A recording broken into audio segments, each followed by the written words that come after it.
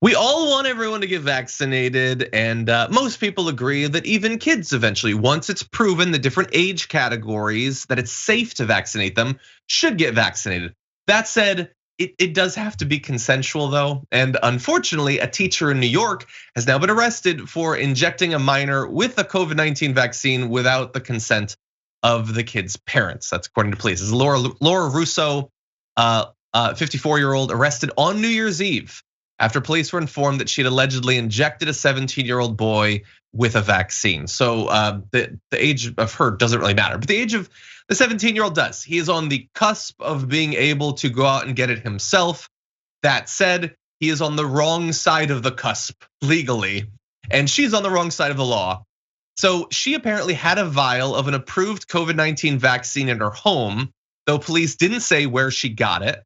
According to officials, her son had a friend over, and the friend asked for the vaccine because his mother allegedly didn't want to have him inoculated against COVID at this point.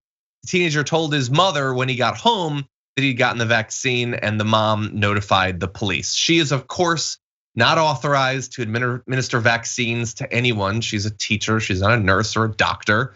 She's a teacher at Herrick's High School in New Hyde Park, according to a biography on the school's website. And she has been removed from classroom duty and reassigned.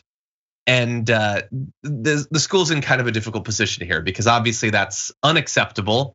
But also contextually, with the way anti-vaxxers have been in the last year, and in particular, the way right-wing parents have been towards schools, can you imagine the storm that is about to descend on that school if they don't suspend this teacher?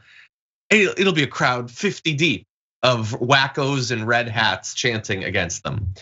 That said, like I want the kid to get vaccinated. He's a 17-year-old, he needs to get vaccinated, but this is not the way to do it. And so obviously what she did is wrong. But that said, I wanna add one little extra wrinkle to this, and maybe we can get a Twitch poll going on. The story makes it seem as if it's fairly clear who the villain is, but I wanna just make sure. So if Brooke is, or someone else who can manage polls on Twitch is there, who is the true villain here? Is it A, the teacher who administered a vaccine that she shouldn't have even had, let alone be administering to other people's kids? Is it B, the other mom who won't let the kid get vaccinated when he wants to? It is willing to risk him potentially getting sick or someone else getting sick via him? Or C, is it the kid?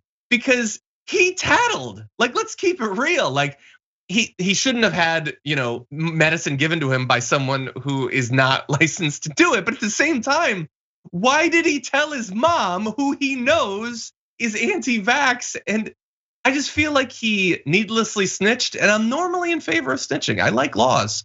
But in this case, I feel like everybody's sort of wrong, although only the teacher is wrong legally. So it looks like we do, thank you. We do have the poll up on Twitch. Who's the villain, the teacher, the student, or the mom?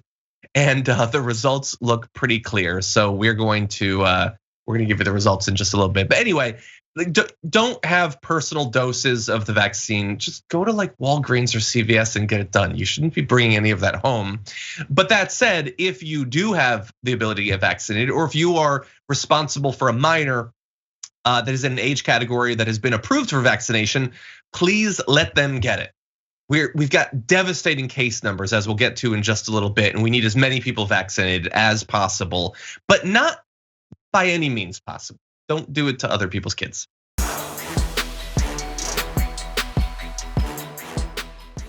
Check out the Damage Report podcast each day, wherever you get your podcasts, whether Pocket Casts or Stitcher or iTunes. You can join me as I give you the news and stories you want, with a range of co-hosts and interview guests jumping in on the fun each day.